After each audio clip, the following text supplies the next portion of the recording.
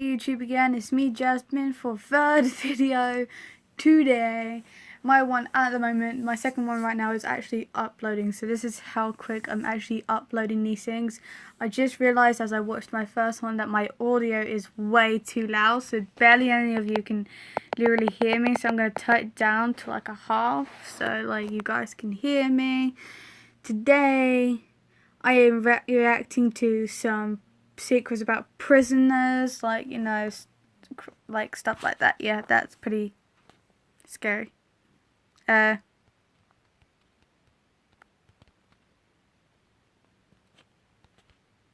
Secrets about Fortnite. Then secrets about Granny the horror game. Secrets about McDonald's. Okay.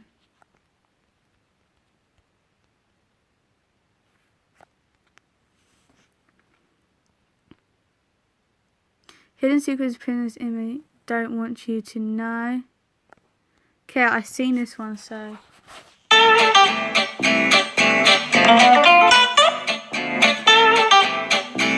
Skip the ad. For most of us, we get our prison knowledge from reality TV and shows like Orange is the New Black. However, we can't take everything we see on TV as true. If anything, we need to consider what these women's prisons aren't telling us. The more secretive they are, the more questions we need to ask. There are more than just prisoners being locked away behind bars. Before we check in for visitation, take a moment to express your freedom by clicking on that red subscribe button and giving this video a thumbs up. Prison is considered to be rock bottom for most people. Throughout our lives, we're taught to always stay out of trouble and make good decisions. To be arrested can be bad enough, but serving a sentence in prison can almost be the end of the road for many people. If you have a short sentence, it can be hard to adjust back to normal life and do simple things like finding a job. Plus, if other people find out that you were in prison, you might find yourself ostracized from society. There's a reason why prisoners who spend a longer sentence end up committing another crime so they can go back.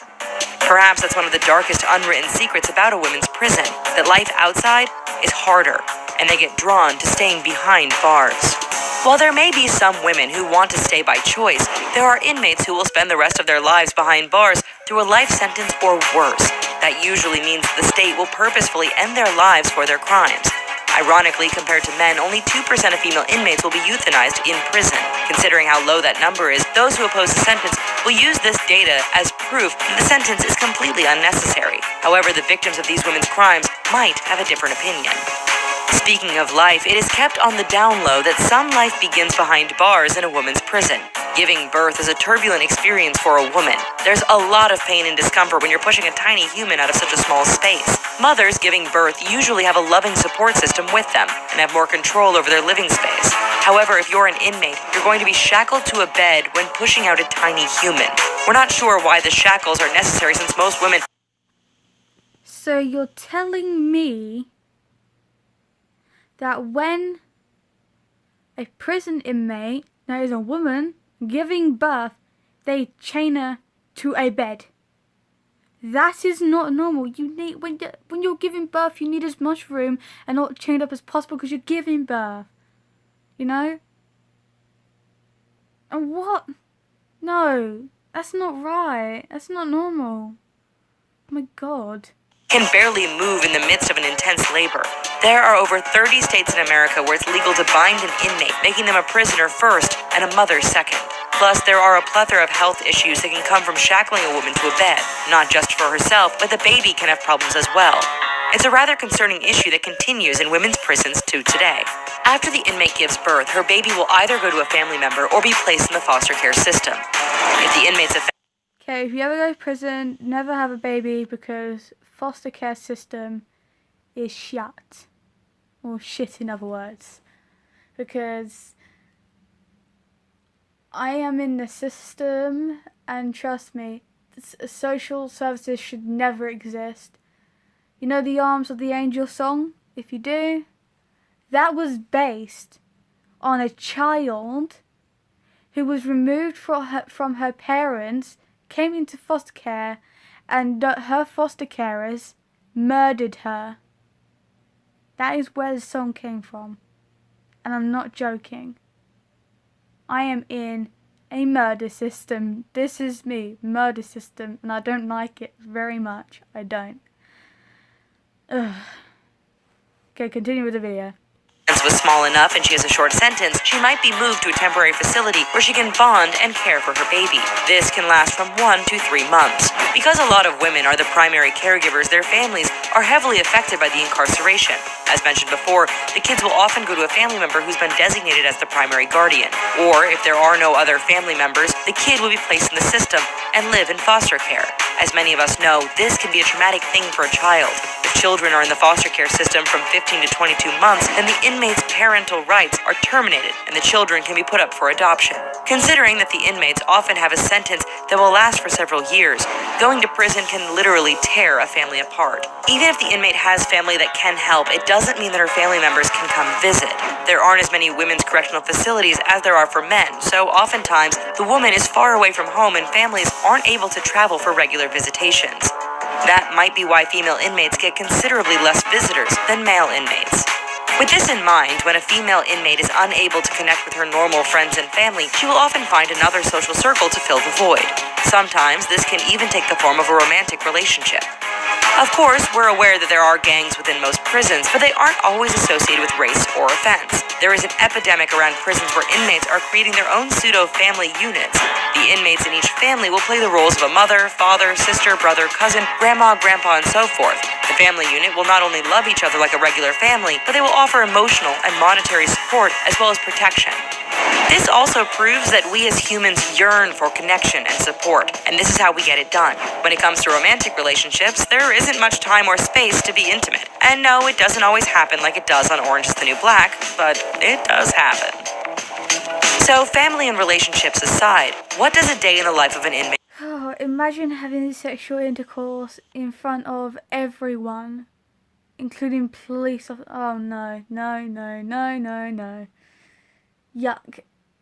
As much as I am bisexual and I believe in the rainbow, sorry, that just sounds weird, yes, but the rainbow thing that we have, I don't think exposing yourself, having sexual intercourse in front of everyone is the wisest idea. If you want to have a romantic relationship with that person as soon as you get out of prison, then that's better off than go in prison and doing it in front of everyone, you know? Look like. They often get up around 5 a.m. or 6 a.m. so they can be examined and inspected by the guards. If they work in the kitchen, then they wake up even earlier. Speaking of work, each inmate has a job. You'd be surprised to find out that a lot of our everyday products like lingerie, park benches,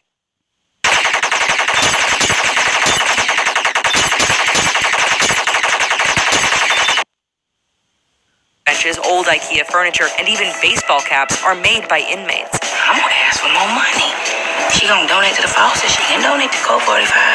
You can bet that the company is saving a lot of money since inmates only get paid an average of about $15 per month. It's also not uncommon for inmates to train animals like horses and dogs. The latter is luckily not such a dark secret, as taking care of an animal can speed along the reform of prisoners. One of the most important products Sorry, it randomly pauses at times. For a female prisoner to have access to involves that monthly visitor that all women experience. You would think that this would be a given and understood by the prison system. However, something as simple as a pad can be extremely hard to come by for some inmates. Whether it's due to high costs or just not being available, many female inmates have to deal with the embarrassment of staining their clothes and bed sheets. Often the inmates have a small share of feminine products and have to split them amongst each other. Yeah, it's kind of depressing. Given that women can't help when their monthly visitor comes around, it's not only embarrassing, but also a dehumanizing experience. Not to mention that it's really unsanitary and only creates more issues for the prison system. Luckily, a few prisons are starting to be more generous with their feminine product distribution. Poor distribution of feminine products can sometimes be the last thing on the minds of female inmates. According to recent studies, women's prisons are often in worse conditions than the men's. That's rather terrifying to think about. Some prisons may have 1 to 3 women in a cell together, while others may have up to 20 in a single room. It all depends on whether the prison is privately or publicly funded. Human rights organizations have been having a field day visiting prisons and judging on whether or not they're in conditions suitable for basic human living. The biggest issues plaguing these sorts of prisons are often bad sanitation regulations, enforcement, and a general inability to meet basic human needs. Yikes. In order for a prison to run smoothly, there have to be guards present. That's just a given. In women's prisons, it's not uncommon for women to do certain favors for guards in return for special privileges, special foods, and even power over their fellow inmates.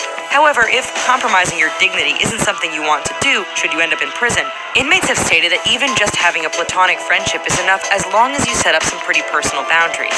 Yet we know from TV that there can be some pretty awful people working as guards in a women's prison. They will often abuse their position of power to force themselves upon the inmates and threaten. I have heard a couple jails that have been closed down in America, of where the guards have beaten up the prison inmates, and some of them actually killed the prison inmates, even though the prison inmates did nothing wrong. Like, I feel like this is just wrong. Like I know they did bad things, but like, human rights, come on, like, I've been in situations, not like I was in prison, but like someone else has got themselves in that situation that I was very close to, and like they did something to me, and like still, like, I wouldn't want them to be treated like this. They deserve the punishment and they deserve to serve the time from what they did, but they don't deserve to be abused, because that's just as bad as the crime that they did. So you're not really teaching them anything, you're just abusing them, which is basically doing the same thing as they probably did, or something else, you know? Their punishments if they refuse or tell others. We have reports of contraband. I haven't got anything. I'm getting out in 2 days. Well, hopefully you're giving everything away then. Because these women are often in a position where they probably lied while committing their crime, getting anyone to take them seriously is often a real problem. That is why predators can see inmates as easy targets. Some inmates are even bribed with the possibility of early release in exchange for their cooperation in abusive situations. Did you know that over the last few decades alone, the female prison population has grown 800%? Some believe it's because women are committing more crimes. However, organizations like the ACLU believe it's due to the court system inflicting harsher punishments on women, especially women of color. There are also theories that larger manufacturing companies are investing in private prisons so that they can use almost free labor by having inmates make their products. Sure, it sounds like a conspiracy theory, but like they say, if the glove fits. Women are becoming the fastest growing prison population, and yet there aren't more facilities being built to accommodate this. According to the ACLU, most of the women in prison today are there because they had a male partner who was in the business of illicit drugs and got caught in the whirlwind. Our app recognizes unknown numbers and warns you about dubious callers. Spammers don't stand a chance. Whirlwind of it all. Ironically, female inmates are generally less violent than male, yet they get treated worse within the system. Sadly, even though women are getting roped into prison for more minor offenses, they are also the ones who get forgotten the most often. One of the darkest secrets that is kept locked away in women's prisons is the issue of healthcare. A lot of female inmates meet a premature ending to their lives because the system isn't equipped to deal with the health issues that many women face today. One of the biggest issues is cervical cancer. Unless you're pregnant, you have to take responsibility of your own medical care. If there's an issue with your body, you will often be brushed off and accused of trying to get special treatment. Oftentimes, the prison nurse will prescribe treatments without even examining or looking at the problem. It's not uncommon to find the inmates browsing the libraries to try to diagnose themselves. If you have a mental health issue, you could be in a position where you are mistreated because people won't believe the crazy person. It leaves mental health patients in a very vulnerable state where people can take advantage of them. At the end of the day, if you broke the law and you were found guilty in a court of law, then it is understandable that you will be sent to a women's prison. While it's not supposed to be a glamorous life, there are some really dark things going on behind prison walls. It's enough to make you question what our tax dollars are paying for, and whether there's a line on how we're supposed to treat inmates. Some people believe that regardless of the crime, inmates shouldn't have access to shelter, food, or a bed, especially while there are homeless people on the streets. It's quite a conundrum. Yet, do you want your tax dollars being spent on putting a woman in prison just because her husband might have broken the law and she was at the wrong place at the wrong time? It's hard to say.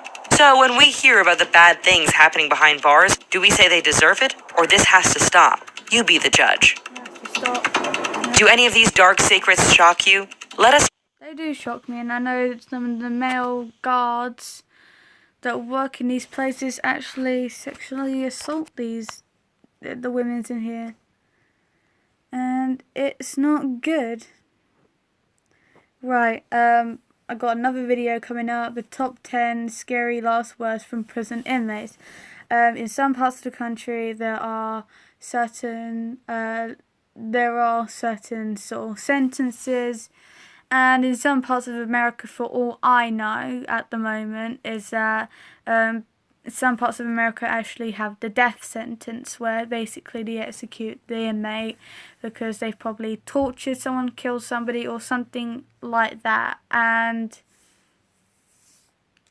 yeah, and like, I don't care if someone's murdered someone, they don't kill them, because that's just as bad as the crime that they've done, and it shouldn't happen.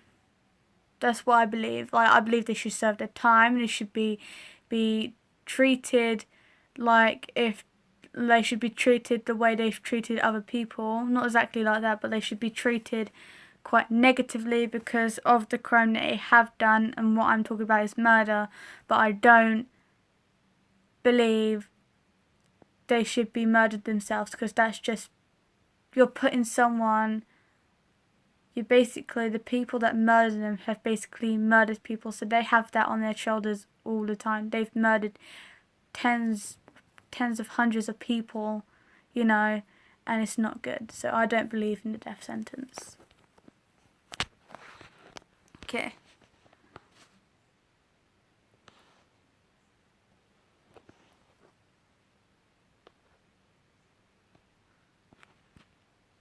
Before a convicted felon is executed by lethal injection or in the electric chair, it is usually customary for the criminal to have one last opportunity to address the public with their final last words. Sometimes inmates take this opportunity to make peace with their actions, while others say a chilling statement that is aimed to shock or upset people. There have been a ton of chilling last words from inmates right before they take their last breaths. So you know what? Let's take a look at this. This is the top 10 scary last words from prison inmates. Starting things off, number 10, we have Robert Elton Harris. He said, "You can be a king or a street sweeper, but everyone dances with the Grim Reaper." He was arrested on July 5th of 1978 when him and his brother hijacked a car with 2 teenage boys in it. They ordered them to drive to a remote location where the brothers brutally murdered them, and then they used the vehicle as a getaway car when they robbed a San Diego bank. Robert Harris was arrested just 1 hour after the robbery, and he was charged with murder and auto theft, kidnapping, burglary, and bank robbery. One of the arresting officers was the father of one of the murdered boys, but he didn't realize that the victim was his son until later. He wasn't even able to recognize his son's face. That's how violent the murder was. Robert Harris was sentenced to death in 1979. After many appeals, he was finally executed in San Quentin's gas chamber on April 21st of 1992. Moving up this list with George Engel in at number 9. He was an anarchist who didn't like to follow any sort of rules or regulations. He was involved with a lot of activism and protest in the Chicago area. A protest bombing took place in Haymarket Square in Chicago that resulted in the death of 7 police officers, 4 civilians, and a lot of other people who were seriously injured. George Engel was actually at home playing cards while this riot broke. So just lying down, we're going to focus the attention on the different. Thank you. broke out, and he was arrested the next day and charged with conspiracy in the bombings. He was convicted and sentenced to hanging, but before he took his last breath, he said, "Hurrah for anarchy. This is the happiest moment of my life." Roger Keith Coleman makes his last statement in at number 8. His case gained nationwide attention and major controversy because he maintained his innocence the whole time during his conviction and even right before he was executed. During his final last words, he said, "An innocent man is going to be murdered tonight. When my innocence is proven, I hope Americans will realize the injustice of the death penalty as all other civilized countries have." He was convicted in Virginia for assaulting and murdering his sister-in-law on the day that he has been laid off from work. After his death, the DNA evidence was reanalyzed, and in January 2006, the governor announced that the testing of the DNA evidence has conclusively proven that he was guilty of the crime. Okay, that's great and all, but why don't you think you should have done 1,000 tests on the DNA before you executed him? It makes no sense. What if the DNA evidence proved that he wasn't guilty? What would the press conference look like then? Oops, we made a massive mistake and killed an innocent man. My bad. And now at number 7, we have Timothy McVeigh. He infamously said, "I am the master of my fate. I am the captain of my soul." If you guys remember, he was the one behind the Oklahoma City bombing, which killed 168 people and injured over 680 others. This bombing is actually the deadliest act of domestic terrorism in the United States. His execution date was set for June 11, 2001, and he made a request to have it publicly televised, but this motion was denied. He invited a composer to perform classical music on the night of his execution, and he requested to have a Catholic chaplain. He also requested 2 pints of mint chocolate chip ice cream as his last meal. He was executed by lethal injection, and his wait to be executed was way shorter than most inmates waiting on death row. He only spent about 4 years on death row, while most inmates spend an average of 15 years. The infamous Jeffrey Dahmer is next up at number 6. He was sentenced to 15 consecutive life terms for murdering 17 men and boys in the Milwaukee area, and this is between 1978 and 1991. He was also heavily into necrophilia, and he kept his victims' body parts in the freezer so that he can just eat them later. The interesting part of this story is that Jeffrey Dahmer. Okay, there's one thing when you kill somebody, the next minute, cannibalism. Oof.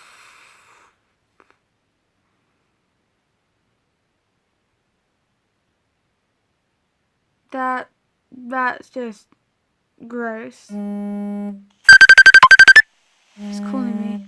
Oh my God, he's calling me. I'm not answering. Dad, I'm in the middle of YouTube right now. Leave me alone. Sorry about that, guys. My dad just tried to call me, and as I said, I don't love my dad.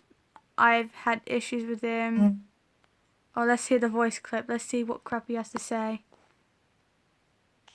I like the way you sneak your dirty washing down after I've done a load. I didn't mean to before it to be after you've done a load. Okay, I don't think he was meant to send that. There was my stepmom in the background, and she is super nice. But that's hilarious. I didn't expect you to stink down your washing. I can't believe Dad actually sent that. Alright, back to the video. Dahmer wasn't given the death penalty. His inmate actually beat him to death because he said that Jeffrey Dahmer was a sick and creepy man. And yeah, he was. He used to make this person food look like human body parts, and he would cover them in ketchup to resemble blood. So according to Jeffrey Dahmer's murderer, his last words were, "I don't care if I live or die, go ahead and kill me." And now at number 5, we have Tom Blackjack Ketchum. He was an outlawed cowboy who murdered someone in 1895. After that, his gang fled to New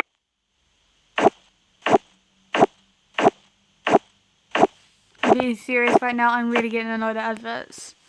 New Mexico, where they committed more robberies before he was captured during an unsuccessful attempt to rob a train. He was quickly arrested arrested, put on trial, found guilty, and sentenced to death by hanging. When his execution date arrived, it was the biggest public display in the area because he was the first person to be hanged for a train robbery in New Mexico. However, things didn't go as smoothly as they hoped. Before he was hanged, he said this: "I'll be in hell before you start breakfast, boys.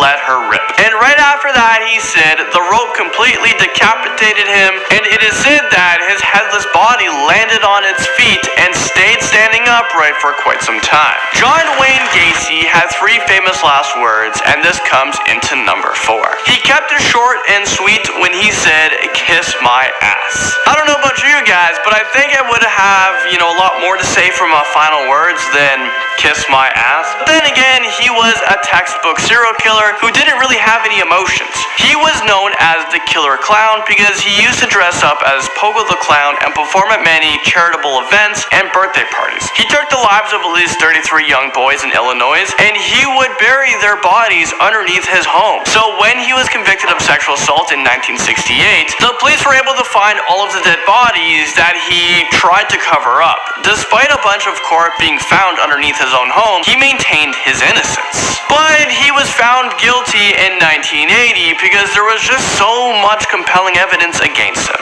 He was given multiple death penalties and life sentences, and finally, after being on death row for 14 years, he was executed by lethal injection. Aileen Wuornos is up next at number 3. Aileen had a terrible childhood that was full of abuse and abandonment, so it's almost no surprise that she went on a killing rampage that would define her as America's most infamous female serial killer. She worked as a prostitute, and she killed 7 men that picked her up along the highway. Aileen said that all of her murderers were out of self-defense, but she was also convicted and sentenced to death for 6 of the murders. She was executed by lethal injection on October 9, 2002, but before she died, she said this: "I'd just like to say I'm sailing with the Rock, and I'll be back like Independence Day with Jesus, June the 6th. Like the movie, a big mothership of all, I'll be back." I don't even know what this even means, but I am pretty scared. And June 6th, what happens on June 6th? Carl Panzram's last words makes it onto this list at number 2. You probably don't recognize his name, but he is actually known as one of the most sadistic American serial killers of all time. He had more than a dozen aliases, and no one knew anything about what he has done for years until he was captured in November 1928. Before his death, he confessed to killing 21 people and sexually harming 1,000 males. Is this real life right now? And right before he was hanged, he said,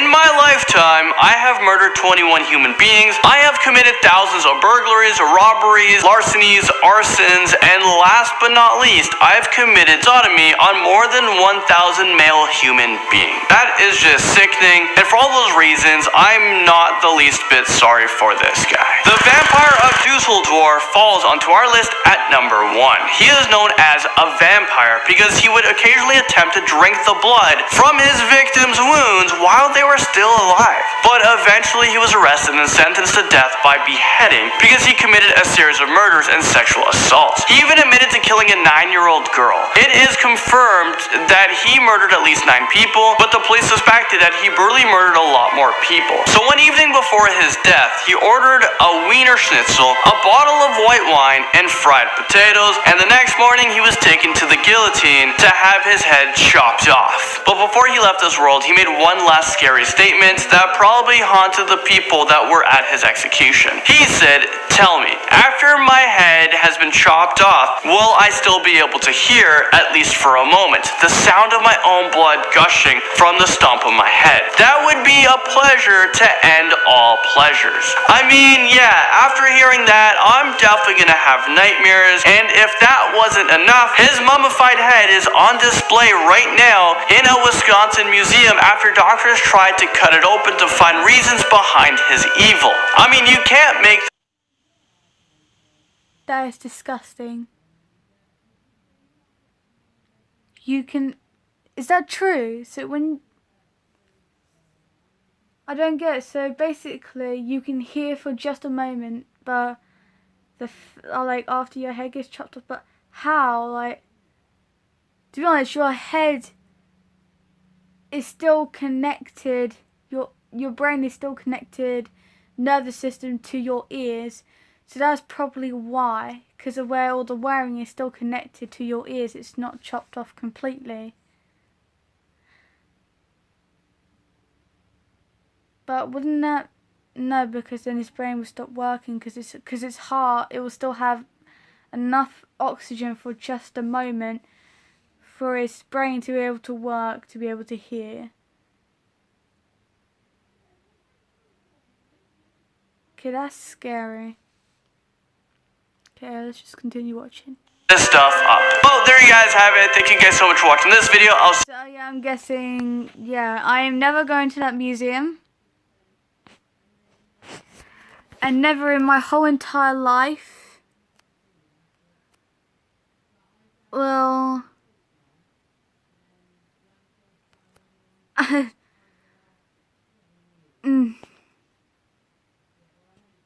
okay. Right, now that is the video. Thank you for watching. Make sure you like and subscribe to my video. Thumbs up. Peace out.